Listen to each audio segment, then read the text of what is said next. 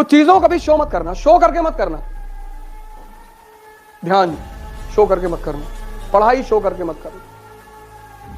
अगल बगल वालों को दिल में दर्द होता है कि अच्छा बेटा,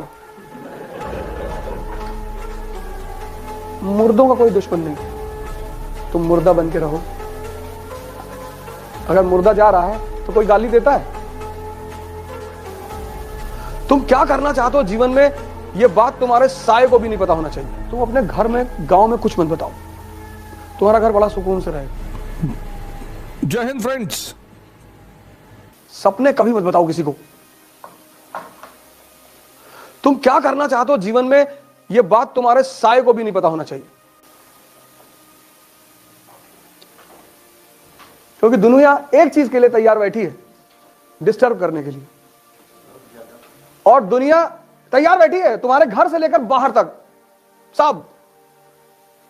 लेकिन दुनिया एक आदमी से नहीं उलझती, पागलों से। पागल बन के रहो, पागल बन के। क्या बनोगे जीवन में? डाकू बनेंगे, कोई तुमसे बात ही नहीं करेगा। छत पे बैठे हो, कोई किताब लियो, उसका एक एक पन्ना फाड़ के हवाई जहाज बना के उड़ा रहे हो। तुमको कोई छेड़ेगा ही नहीं मोहल्ले में, रिश्तेदारी में, गांव में, कह रहे डिस्टर्ब साथ। हर जगह नेता बनने की जरूरत नहीं है।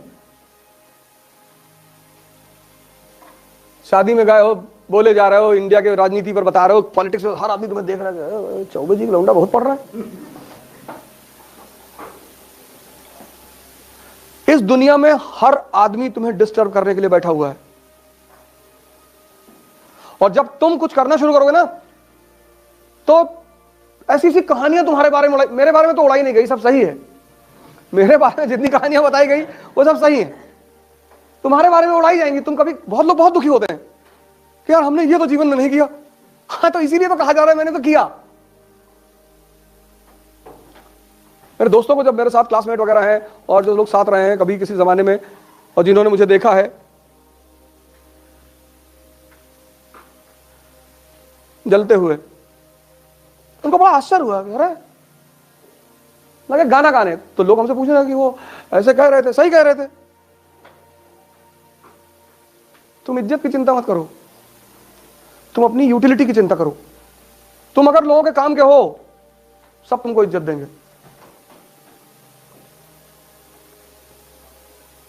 नियम है ये। तुलसी के पौधे को भगवान और कैक्टस के पौधे को शैतान माना जाता है। रीजन क्या है?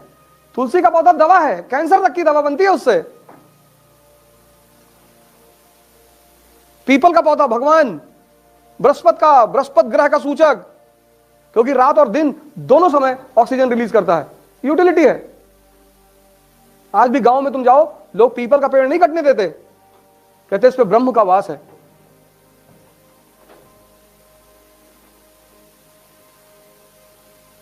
नीम औषधि है। आज भी गांव में लोग नीम के पेड़ पे जल चढ़ाते हैं। अंग्रेज आए, वो तुम्हारे ऊपर हंसी उड़ाने लगे, तुम डर गए कि अरे यार हम यार पागल है, पेड़ पे जल चढ़ाते। तुमको एक आदमी पेन देता है, तुम थैंक यू बोलते हो। पेड़ शिव का रूप है। शिव कौन? जो जहर पी ले, मतलब CO2 कार्बन डाइऑक्साइड, और जो अमृत दे दे यानी ऑक्सीजन। तभी तो पीपल के पेड़ के नीचे शिव के रूप में पत्थर रखा जाता है कि ये तुम्हारे जहर को पी रहा है और तुम्हें अमृत दे रहा है। पश्चिम के लोग आकर तुम्हारे ऊपर हंसने लगे, ये तुम नादानी में तुमने पीपल पेड़ ही जलाना छोड़ दिया। पेड़ लगाओ खूब, वो भगवान का रूप है, वो तुम्हारे जहर को पी लेते हैं। अपने बर्थडे पर 5 पेड़ लगाया करो, एक लगा दो यार। बर्थडे केक मत काटा करो, केक भी काट के मुंह पे लगा देते हो तुम। अरे हम तो निकाल लिए राइफल के, मार के एकदम मुंह पे लगाओगे, खाने की चीज है। तो मुंह पे केक लगाओगे, मार देंगे, ट्रांसफर हो जाएगा तुरंत। पहले तो केक काटना नहीं है, लेकिन कोई बात नहीं, ऐसा नहीं, इतना कभी भी कंजर्वेटिव नहीं होना चाहिए। अब कोई प्रेम में ले आया, अब दूंगा हम केक ना काटे, हम भारत के आदमी हैं। केक काटो, लेकिन मुंह पे लगाए तो फिर और कुछ काट डालो। अबे मुंह पे क्यों लगाओगे? मुंह पे केक लगाने वाली चीज है। और फिर आजकल एक नई प्रथा चली है मारने की। पागल हो गए लो, ये कौन सी खुशी मना रहे हो तुम? कह रहे एंजॉइंग, पागल हो गए, एंजॉइंग। पत्थर उत्तर रखो घर में, एक मोरन निकाल कर मारा खींचेगी। उल्टी सीधी प्रथाओं का विरोध करो। पता नहीं कौन कह दिया। यह है देख कर सीखना।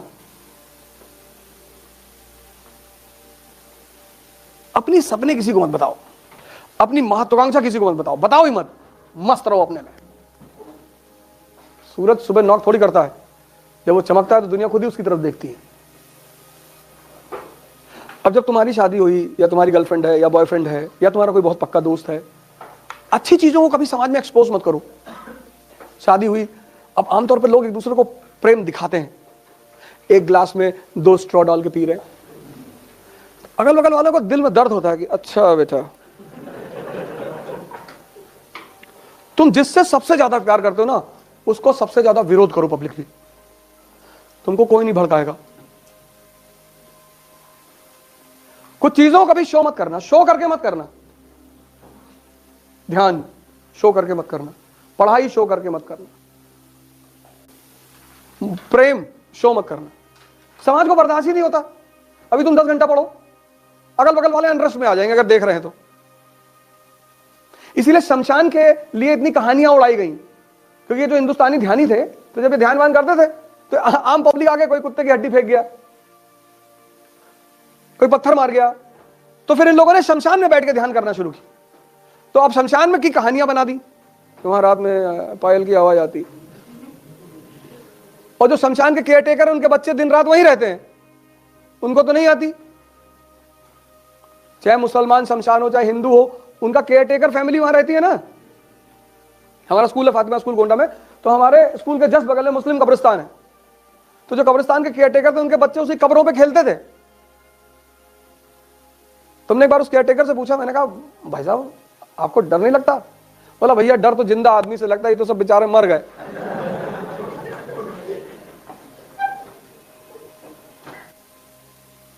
हर अच्छी चीज को बचाना पड़ता है। 7 साल कंपनी की अचीवमेंट पर्दे में किसी को पता ही नहीं चला। इससे पूछा गया कि ऐसा क्यों किया तुमने? इसने कहा मुझे डर था कि भारत के राजा कहीं फेडरेशन न बना ले, संघ, कहीं उनको हमारी उपलब्धि पता चले तो एकजुट न हो जाएं। प्रिकॉशन। क्यों किया उसने? प्रिकॉशन। लिखो, प्रिकॉशन। पहला प्रिकॉशन किससे? भारत के राजाओं से, कि उन्हें पता चले और वो संघ बना ले हमारे खिलाफ, तो ये बच्चा कैसे लड़ेगा? लड़ ही नहीं पाएगा। अब तुम गांव में बता दिया माइस की तैयारी कर रहे हैं,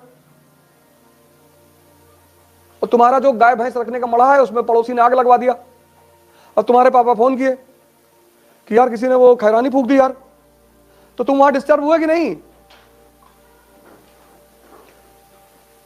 तुम्हारे घर में एक भैंस है 80,000 रुपए की, गांव वालों ने खुलवा के बिकवा दिया,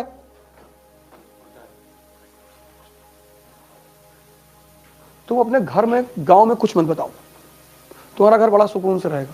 हमारा एक स्टूडेंट है बनारस से, यादव है,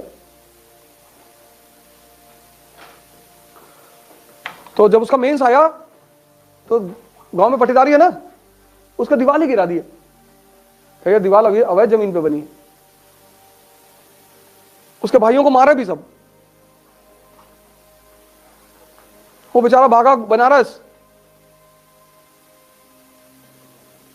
मुर्दों का कोई दुश्मन नहीं, तुम मुर्दा बन के रहो। अगर मुर्दा जा रहा है तो कोई गाली देता है? मुर्दा बन के रहो, पता ना चले किसी को कि कर क्या रहे हो। गाना छोड़ दो। ये देखो, यहां से सीखो, यही तो सिखा रहा है। तो उसने कहा मुझे पहला शक था कि भारत के राजा संघ बना लेंगे, और दूसरा उसने कहा कि ये जो यूरोपीय कंपनियां हैं ये हमारे खिलाफ हो जाएंगी। यूरोपियन कंपनीज, अगर फ्रांस को पता चलेगा, फ्रेंच कंपनी को, पोर्चुगीज कंपनी को, डच कंपनी को, कि हमने टेरिटरी इतनी बड़ी कब्जा कर ली,